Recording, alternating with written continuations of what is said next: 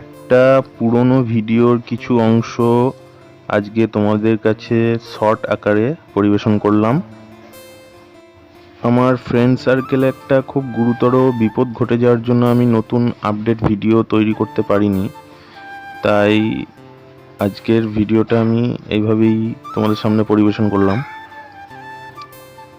বিস্তারিত art related আজকে কিছু বলবো না, কারণ আমার মনে হয় না যে এটা থেকে খুব একটা বেশি কিছু তোমরা পাবে। এটা বিনোদনের জন্য হতে পারে, আদারওয়াইজ তোমরা চেষ্টা করতে পারো পজ করে করে। অনেক লম্বা একটা ভিডিও আমি প্রচুর শর্ট টাইমে পরিবেশন করেছি।